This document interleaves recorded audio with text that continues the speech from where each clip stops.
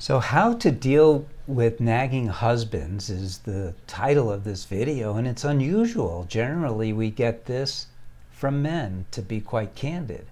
My name is Paul Friedman. I founded the Marriage Foundation. But as we can see, because these are questions that people write into us with, it's not gender-based necessarily.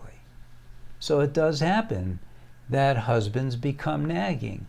Now, I don't know why he's doing it, and it's not important.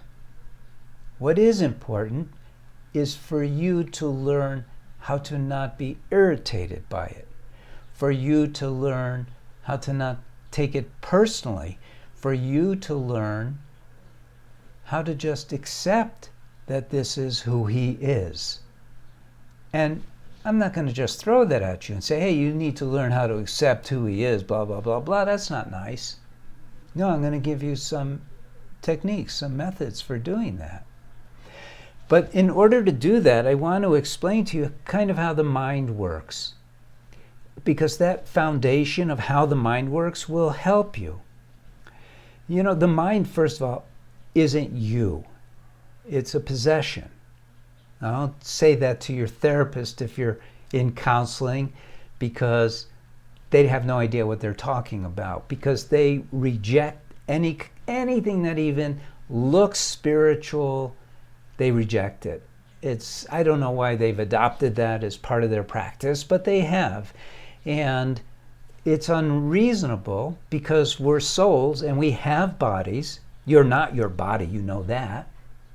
Well, you're not your mind either. You have one. And when the natural question is, well, who has one? You, and you are a soul. So you have this mind, and it operates in a particular way, just like your body does.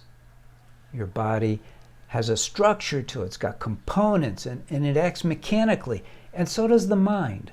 The mind acts mechanically. So what's going on here, for you to even notice that your husband is nagging, it's easy to say it's subjective, and it is. Some people may not see him as nagging, is your mind takes in information through a filter that your mind, and you have allowed it to do this, that your mind has erected so that information coming to you is pre-screened. So you see him or his communication with you as nagging.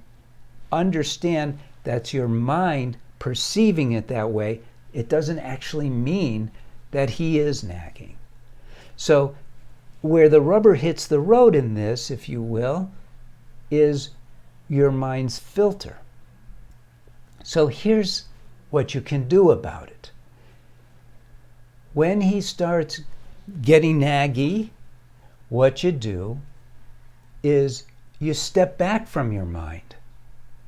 You don't go, oh, there he goes, he's nagging again.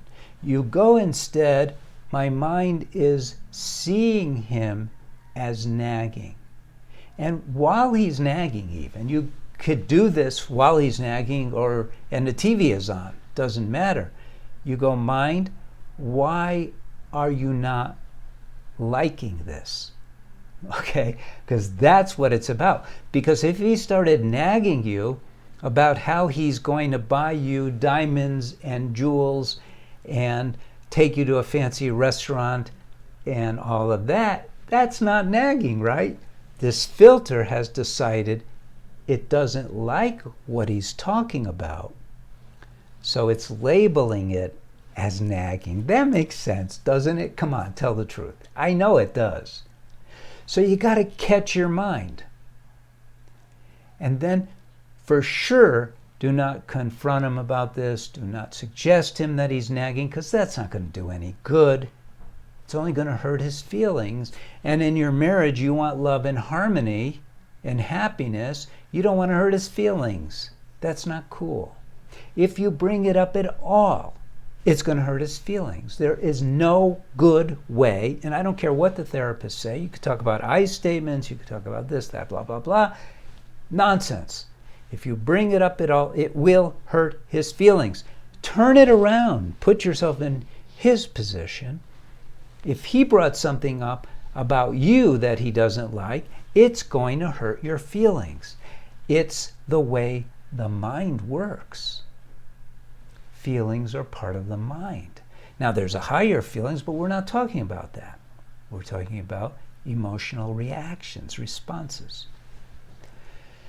You have so much to learn about marriage. You should subscribe to this channel so you can learn and apply. So take my word on this. Test it in your own mind. Test it on paper.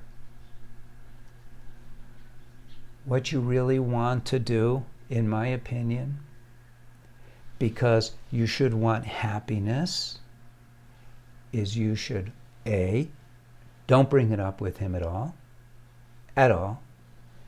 Don't react, not with your face, don't walk away, don't blah, blah, blah. Don't do that. And B, turn it around. You can interrupt him with something positive. For instance, and you could be as contrived as you want it to be, as long as you're striving to be sincere. Start with contrived, because your goal is to bring happiness into the marriage. Say, wait a minute, I think I understand what you're talking about. I totally get it. Saying I totally get it, even if you don't quite yet, is going to slow it down. It's communication 101. And then you say, are you saying da-da-da-da-da, your understanding of what he's nagging you about? And then you have a whole new conversation. And use that conversation to express love. Smile. Twinkle your eyelids, or however that goes. Flutter your eyelids, that's what it is. And say, you know, I get it. I love you. You're awesome. I know that sounds corny, but it really isn't. And you could tailor this any way you want. The whole idea of communication in marriage is to lift it up, make it happier, more loving. I hope this was helpful to you. Take care. Thank you for spending time. Like this. Leave a comment if you'd like. And God bless. And take care.